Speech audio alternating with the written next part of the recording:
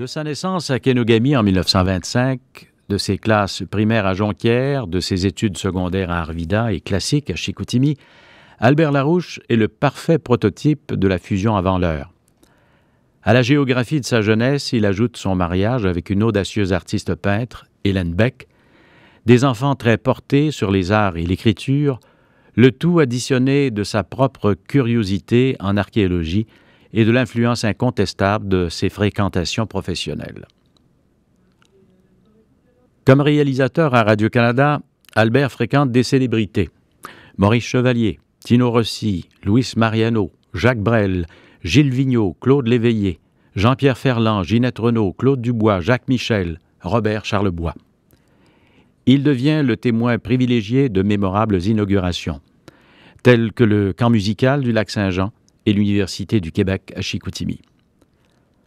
Lors de l'Expo 67 à Montréal, il est requis pour la réalisation de grands reportages, dont la visite de la reine Élisabeth II, celle du général de Gaulle, ainsi que le festival d'art dramatique réunissant à Saint-Jean-de-Terre-Neuve des comédiens de chaque province canadienne.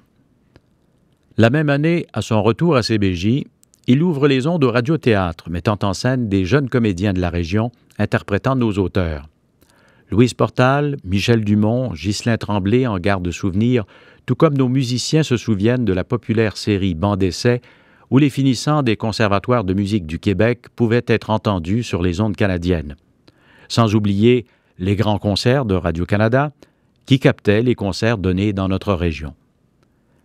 La personnalité d'Albert Larouche est tissée de tous ces fils reliés à l'histoire, la littérature, la musique, le théâtre, développant un véritable attachement à la mémoire.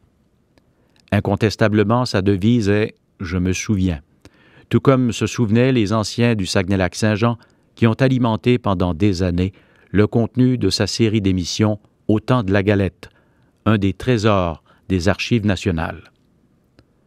Membre fondateur et président de la Société d'archéologie du Saguenay, président du comité d'acquisition du Musée du Saguenay, il a terminé sa carrière en 1983, le temps de recevoir en 1982 le prix du journalisme Auguste Béchard, fondateur du premier journal de la région, prix décerné par la Société nationale des Québécois en reconnaissance de ses travaux et de la diffusion du patrimoine saguenéen.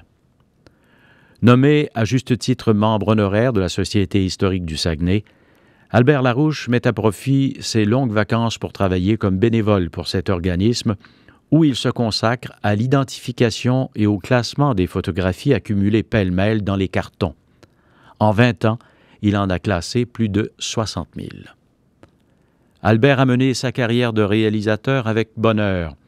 Il a su mettre la radio au service de la mémoire et de la culture. Aujourd'hui, adepte enthousiaste de l'ordinateur, il décrète que cet outil merveilleux est un petit écran par lequel l'univers est entré dans sa maison.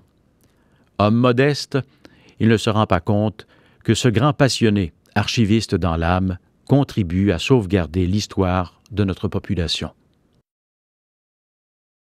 Pour sa contribution exceptionnelle à la préservation du patrimoine, est reçu membre de l'Ordre du Bleuet.